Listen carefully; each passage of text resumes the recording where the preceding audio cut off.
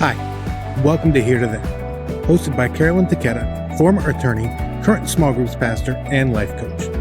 Through monthly conversations with pastors, authors, and guests, we hope to stir your thoughts and encourage you to move from where you are to where you want to be, in your personal life, in your leadership, or in your ministry. To kick off this new year, I wanted to focus on something and someone that has a huge impact to all of our ministries. I'm talking about your senior pastor and your relationship with him or her. And if we can get this piece moving in the right direction, then 2021 is going to be a much more fruitful year for ministry and also probably a lot more fun for you as well. So as a small group point leader, we're usually leading from the second, third, fourth, or maybe 10th chair, depending on the size and structure of your church. So you're not the senior pastor, most likely, so you typically don't have the decision-making power over resources like platform time, promotional priorities, staffing, or money that could further the impact and grow the group's ministry.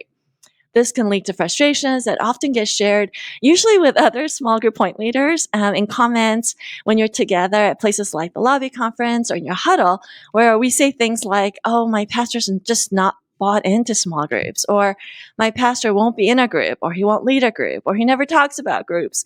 Or maybe it's something more midway in the spectrum. My pastor values groups and thinks it's a great idea, but it's just not as high a priority as other ministries.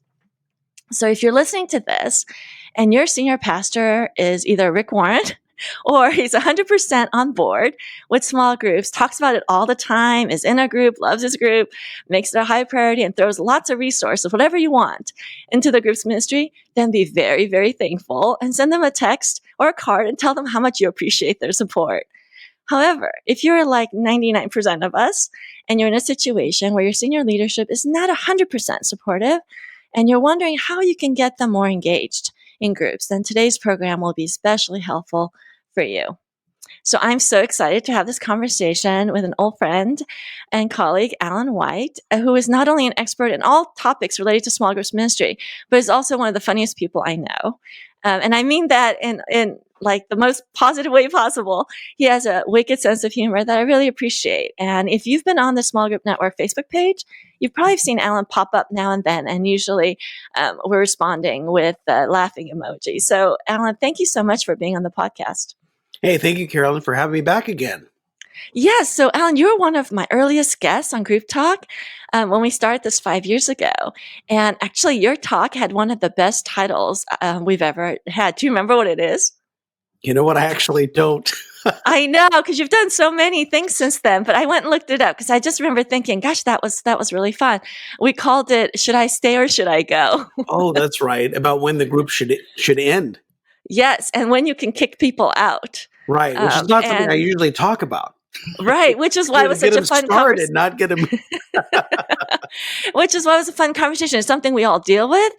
And it's such a delicate topic of balancing truth and grace. And you were a wonderful guest on that. If you're interested in that topic of when you can release a member, when you can end a group, that sort of thing, you can find it in our archives on our Small Group Network website page under Group Talk. I think it's still there.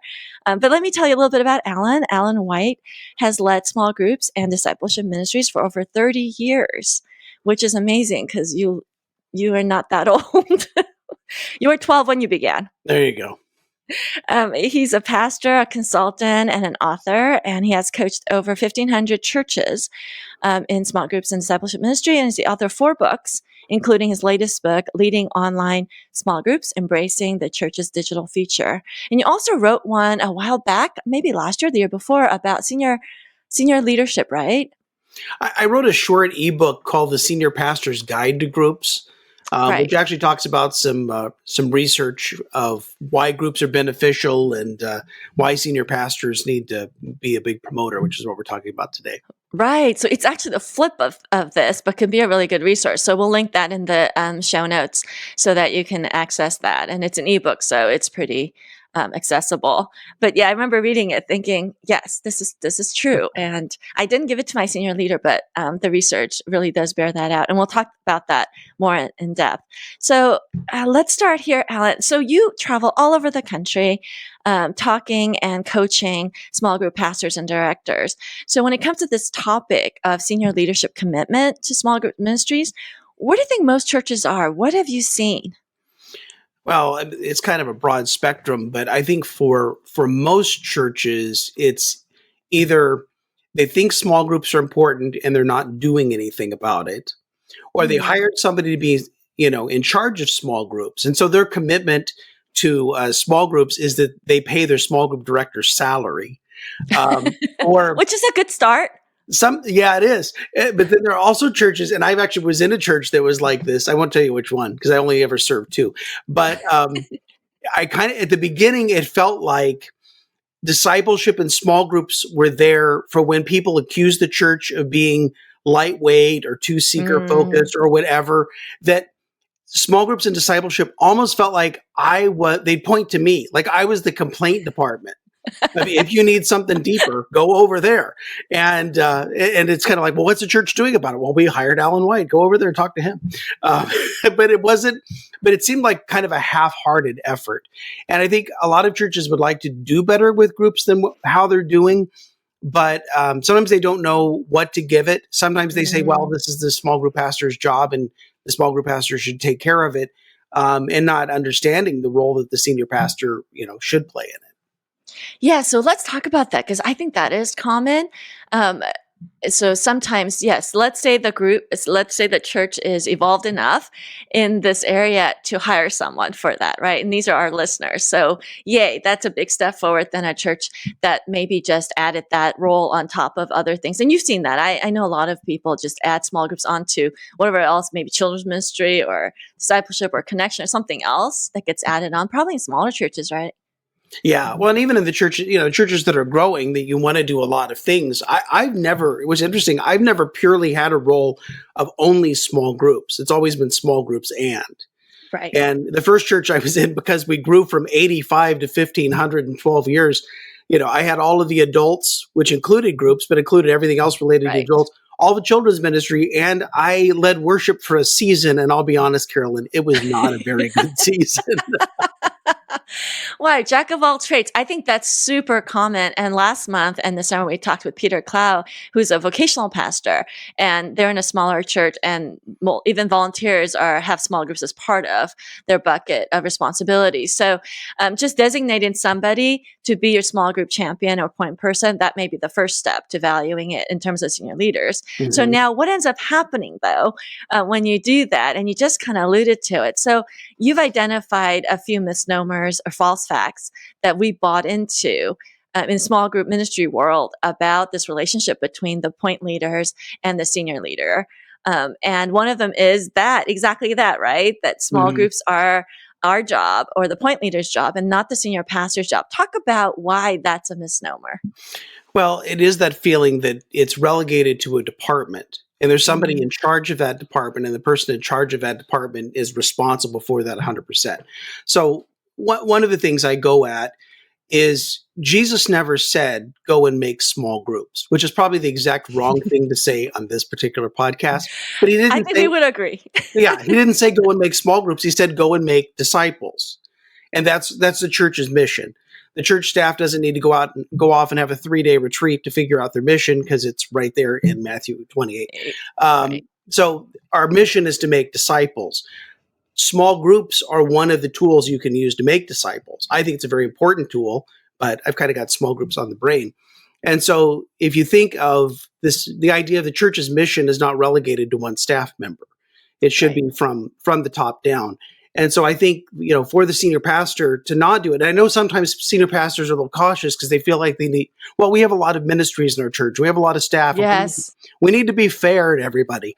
It's like the parenting thing, right? The different sibling kids, you want to be fair to everyone so everyone gets a little piece of the pie. I just tell my kids when they say that's not fair, I say, you know what? Life's not fair, and you just need to learn that early. But you and I must parent similarly. I say, life's not fair, but God is good. There you go. Yeah. Or I just say, well, they're my favorite. But no, I don't say that. They can work it out in therapy. But anyway, and I actually wrote a post a couple years ago that was called "The Unfairness of Being Fair." Mm. Because one church I was in, we used to have there's a ministry in the church that was called Pause for People, where they would take animals into places to visit Aw, people, and it's very sweet and very sweet. nice. But to stand up and announce that in front of 5,000 people on Sunday morning, compared to other things, Like it's small like, groups. yeah, like small groups or women's groups, men's groups. Well, there's the whole church right there. Small groups, there's the whole church. Pause for People, that's like 12 people. Yes, you but know but it's so sweet. It makes everybody feel good. It is. It is. So, but there is kind of this unfairness of being fair. And there are some things that, given the right emphasis, given the right timing, not constantly, but in a focused effort, the right words and the right timing from a senior Right. pastor. Because, what occurred in our case was I'd worked for 7 years recruiting leaders, connecting people into groups, beating my head against a wall. We had 30% of our adults connected into groups. The first time that my senior pastor recruited group leaders, we doubled our groups. The second time my senior pastor recruited group leaders, we doubled them again, to the point where we had 125% of our average adult attendance connected into groups. All of that to say, I have not personally recruited a small group leader since 2004. Okay, so that sounds like the Shangri-La, right? The promised land. That might be the Yeah. there that we're trying to go to. So let's pull it back a little bit. So the Okay. senior pastor role, and then I referenced Rick Warren because he's famously has said that he is the small groups champion for Saddleback Absolutely. Church, and Steve Glayton is like number 2 on that. And that is, and he does so much for their small groups ministry because he believes in it so thoroughly. Same thing would be true for North Point. With Andy Stanley. So you see these churches where small group ministry is it's their heartbeat, it's their DNA, right? And it seems like it's connected to the senior pastor being really engaged. And so what's some mistakes though that we make as point leaders when we try to get our small group, when we try to get our senior pastors on board? And these are some of those conversations that happen around around the huddles and such. Yeah, and I've seen small group pastors, work themselves into knots that they can't get their senior pastor Mm-hmm. on board with groups. And I just have to tell them, because out of 30 years of ministry, the 2 churches that I served, I was the associate pastor. I've never been a senior pastor. And then I was in a parachurch ministry and I was the vice president. So I've always been like that second chair. Number 2, number 3, yeah. So when people, work themselves into knots over, I can't get my pastor on board, I finally have to stop the people at some point and say, listen, buddy, it's your pastor's boat. Mm-hmm. It's not your job to get your pastor on board of anything. So it's your pastor's boat. Where is your pastor headed? What is your pastor passionate about? What are those dominant themes that your pastor preaches on? What are those ministries that he talks about all the time? And how can you connect small groups to where your pastor is headed? So you do small groups with pets, and that way Everything. you get pause to people becomes part of the small groups ministry. I can see there's an example of how I we don't can know. I can, bring that in together. But that but then is you've got such an important- allergies, so where do you go? So that's a really important point, though, Alan, is that to recognize that God has given that role to either the lead pastor, senior pastor, leadership team, however the way the church is organized.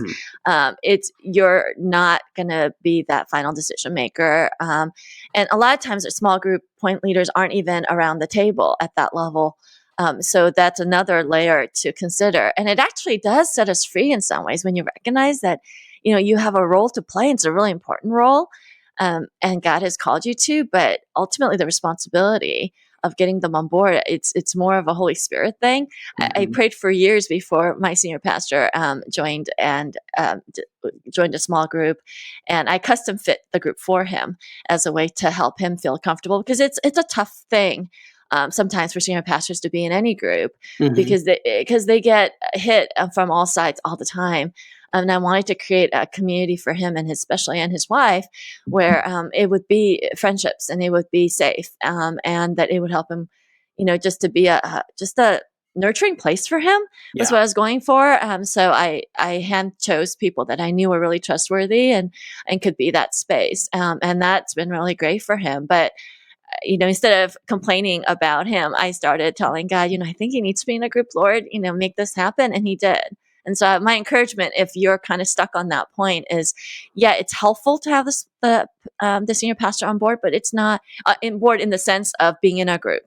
But it's not, necessarily the end all and be all, right? Yeah. And I've seen some churches where the sticking point of why groups aren't moving forward is because the senior pastor doesn't want to be in a group. Maybe the senior pastor doesn't even like groups. And so the pastor is not going to promote groups, because then they'll say small groups are good for you, but they're not good for me because I don't want to be in one. Yeah. They don't want to feel hypocritical. Yeah. So what do you do with that if they don't even like groups? Well, I say at a minimum, find something that the pastor can call a group. So you're recommending you lower the bar. So something they can call their group. So do they have a group of pastors that they meet with and they talk about pastor stuff and pray for each other? Huh. Do they play golf every week with the same 3 other people? That could be their group. I had one pastor that he had 2 friends that, they were buddies and they did everything together. And I'm like, that could be your group. And he's like, really? And because he's imagining all these people that, well, no, I won't. Yeah, he's imagining it's going to be a whole bunch of complainers that are going to have direct access. Yeah, because honestly, I groups that are attracted to be in the quote unquote pastors group, I don't even want to be in that group. But and if the pastor is going to do a home group, then where you finally convince them they should do that, then what you're describing of where's the pastor going to be comfortable, but also where's the pastor's wife going to Exactly. If she's or husband. Yeah, or husband. There we go. I won't be, won't mess up the genderism there. I'm old. That's how it goes. But anyway, I think that the pastor's spouse should have some say. Whatever group they're comfortable in would be the group that you would choose. To the point that the pastor can stand up and honestly say, hey, the other night in my group, because it's not those official announcements. It's not the slick videos. It's not the promos and the inserts and all of that sort of thing. It's just those casual asides in a sermon where the pastor references the group that they're in. Really? Do you think that's true? You think that has more weight than a wonderful small group story and, a really slick promoted tearjerker video? I think it could add to it, but part of it is I used to do a lot of over the top promotion, say, get into a group, you're going to make some of the best friends you've ever had. And I'll be honest with you, Carolyn, I've had to go back and apologize to people because you can move heaven and earth, get people in a group and none of them like each other and they pray that it ends or that the Lord comes back, So then you go back to the should I stay or should I go podcast 5 years ago. But that's really good advice, though, to find, to talk with them. I think also maybe the tone and when you approach that conversation, and I've made the mistake early on in my ministry of really wanting the pastor to be in a group talking about it. And I got kind of preachy and self-righteous about it because I wanted that, those storytelling from the pulpit. And I knew it was going to have a lot of weight. And I think it just ended up making him more defensive. And then it got better when I really seriously got better when I started talking to God about it. And I started asking, hey, what's the resistance? Like, can you tell me what you're concerned about? And they were so legitimate. I mean, you don't want to make yourself a target for some random people. And so his understanding of what he thought group would be and what I was proposing were 2 different things. So once we had an honest conversation about it, I was like, no, I would never put some random strangers into your group and not protect you. Like that would be a really bad idea. And so I went away, thought about it some more. And then God just brought to mind a few people that really, they already had some friendships with, that were high level, executive types that were really used to confidentiality, used to running at that level, and just made such a difference. Some of the wives were already friends. I mean, it was like just kind of, and it took time. And so I would encourage our listeners to pray through it and think about maybe they do have 2 buddies, and give them some grace with that. Yeah. You open up and you're vulnerable about something and there isn't the trust in the group or sometimes people regard pastors as being something other than human, something Right. other than normal Right. people, like celebrities. You can say whatever you want about them and get away with it, but it's not true and it's not right. Yes. And Yes. I think that idea of if I divulge something to the group and it goes somewhere, somebody whispers about it outside of the group, then that's a huge problem. So like with It anybody is. else, there has to be trust in the Right. group, and where's that comfortable place? And so I think if the pastor could find that place, and Mhm. maybe it's not unconventional, but something that the pastor can refer to as a group, then they feel more confident in promoting groups because they don't feel like Yes. a hypocrite. Exactly. I think that totally happened in our situation. And then also even beyond senior pastor, I think even for other staff on our team, other pastors, once one of the things I said to our staff was, you don't have to lead the group, and that took a huge weight off. Same thing with the Mhm. senior leadership. And the executive, I said, I would love to have you be in a group and you can form your group, but you don't have to lead it. Because if you just think about one more night away from the Mhm. family doing some ministry, like that's tough when they already are doing a lot of nights. So I think just finding ways, flexible ways where you listen to their concerns, and their spouses' concerns are really legitimate. Mhm. Their spouses tend to sacrifice a lot of evenings for them to be able to do ministry, and to recognize that and to form something around that. It doesn't have to look like every other type of group. So I think loosening that up helps with not putting ourselves in knots about it. Is there any other misnomers before we move to where you give us the secret sauce to it all? Yeah, I think those are the kind of the main ones, is that the small group pastor director is responsible for groups. That's one Hmm. misnomer. The other is you got to get your pastor on board. And then the third being this idea of the small group or senior pastor, if I say it Hmm. right, senior pastor Hmm.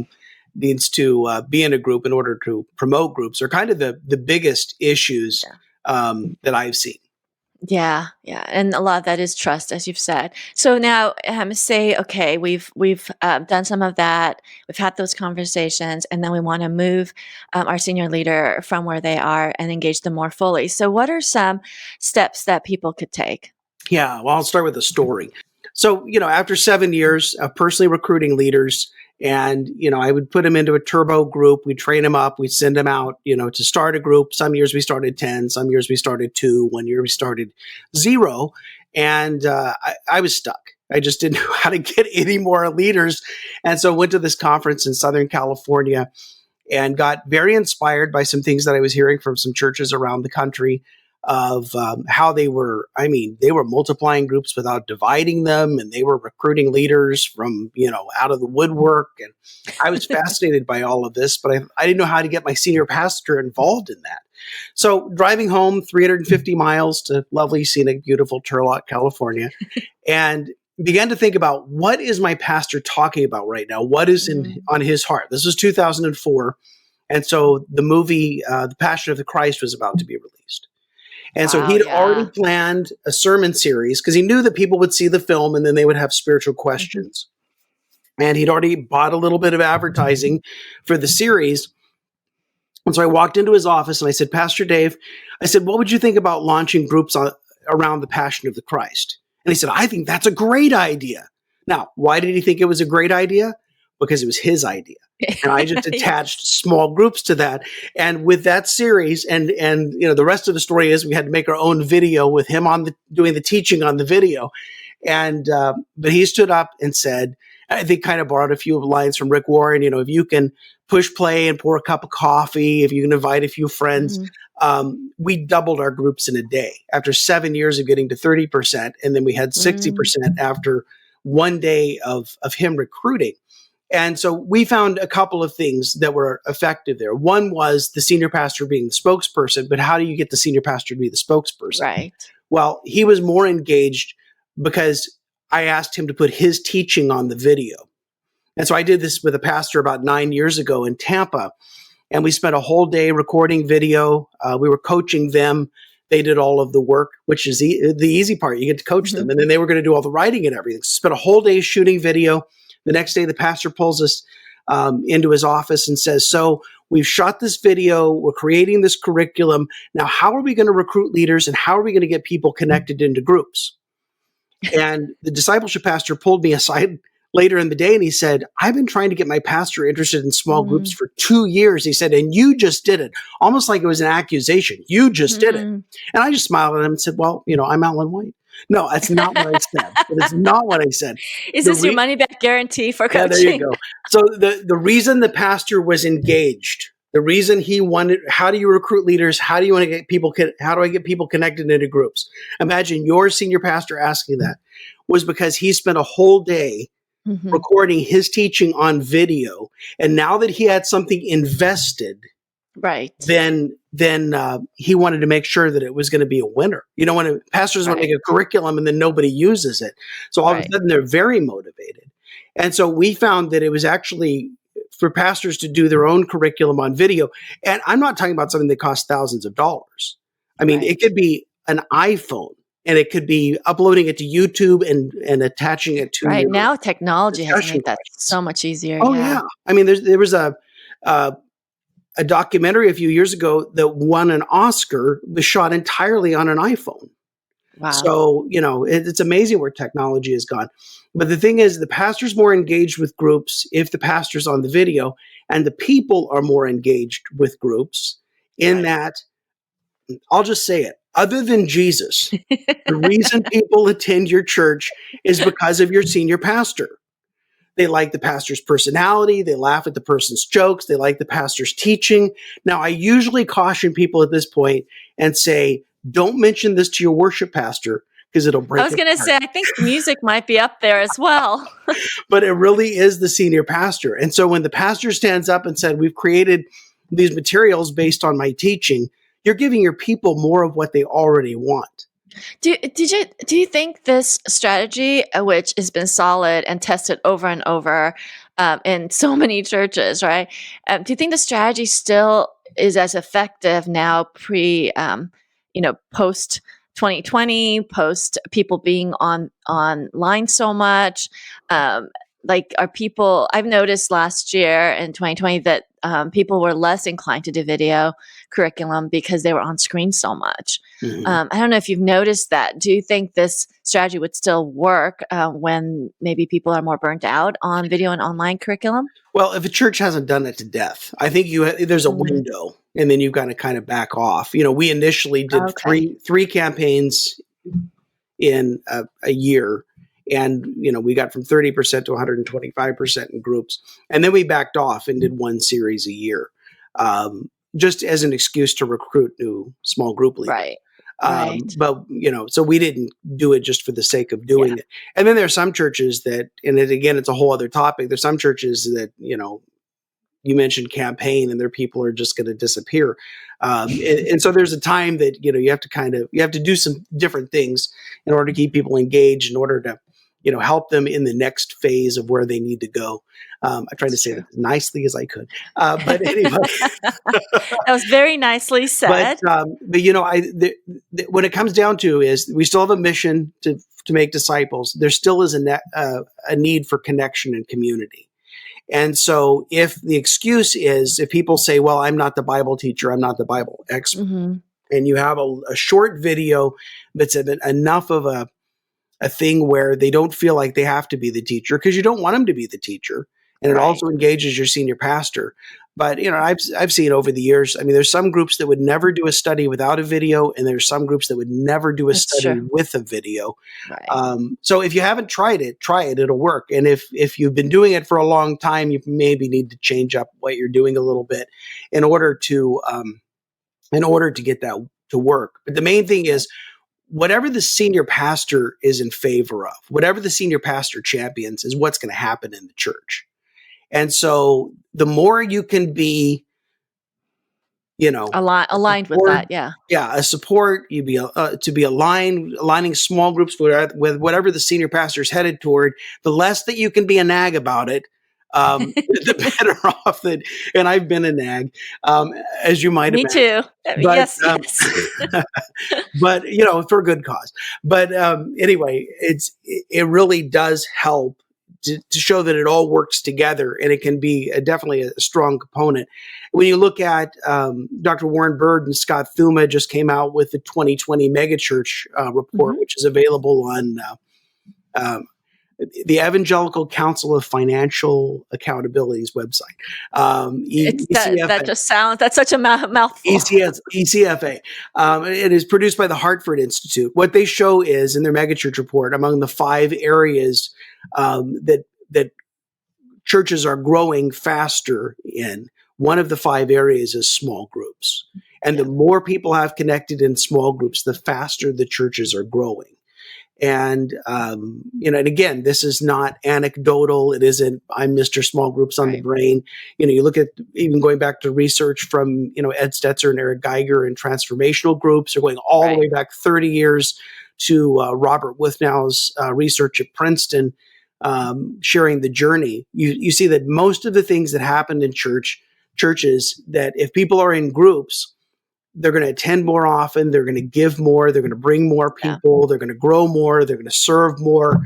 They're going to reach more people if they're connected into groups. And so if your pastor is a little uncertain about groups or what their involvement should be, whatever the pastor's greatest need is, you say, well, here's some research that shows that churches that are engaging in groups are growing in this particular area. There's not an area that your pastor wants the church to grow that small groups doesn't help it to grow in. Well, one area might be in giving and serving. Those stats do bear it out. So you're tempted to kind of go, here's the data, right, and be a nag about it. I think there's probably a more nuanced way to share that kind of information. Sure. And in that study, the Bird study, which is excellent, it's a little long, but just the way they went about it is pretty thorough, and it has some other data in there too. And so I think that's a helpful resource. So, Alan, is there any other final thoughts you'd like to share? Probably one more story. I was working with a church in the Harrisburg, Pennsylvania area a few years ago, and they did 2 self-produced church-wide campaigns back to back. They did one in the new year. They did one after Easter. And they had never done this before. And they did them back to back, promoted groups. The end of 6 months, they compared their giving and their attendance to where they were in the same 6 months the previous year. And the church had grown by 7.5%, and their giving had increased by 7%. And the only thing they did different was to create their own campaigns and to promote groups, and the pastor promoted groups from the platform. So one anecdote to go with all of the research. But, I would say sometimes to introduce this to a pastor, first of all, say, hey, I know that you're excited about, this particular initiative that's coming up, or a conference, or, whatever it is.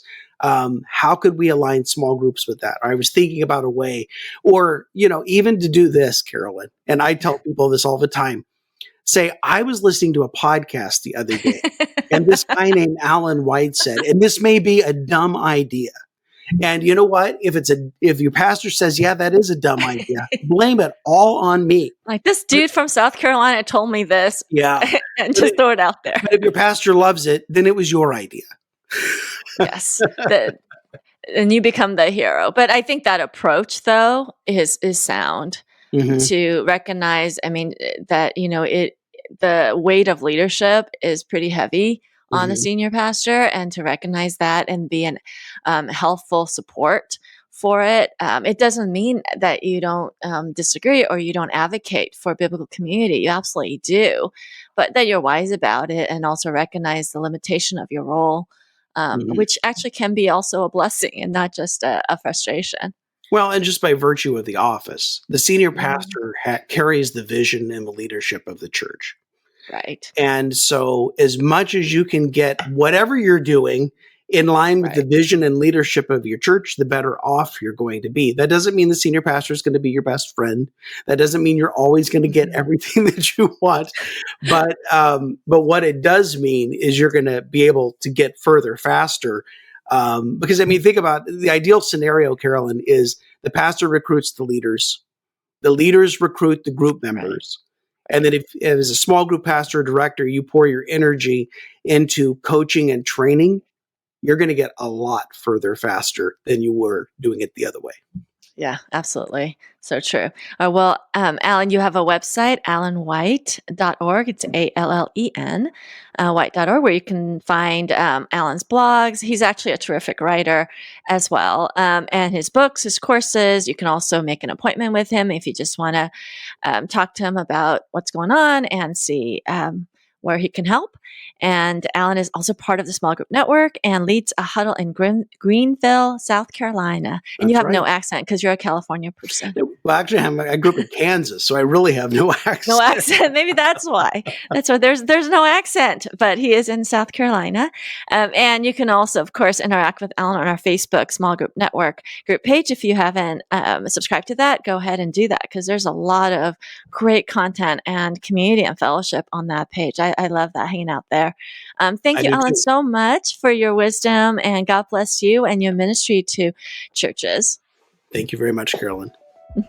Well, thank you all for listening to Here to There. Until next time, remember, we are better together. Thank you for listening to Here to There, part of the Group Talk Network of podcasts. If you like what you've heard, make sure you subscribe on Apple Podcasts, Spotify, or wherever you get your favorite podcasts. If you want to learn more, make sure you check out smallgroupnetwork.com for more resources.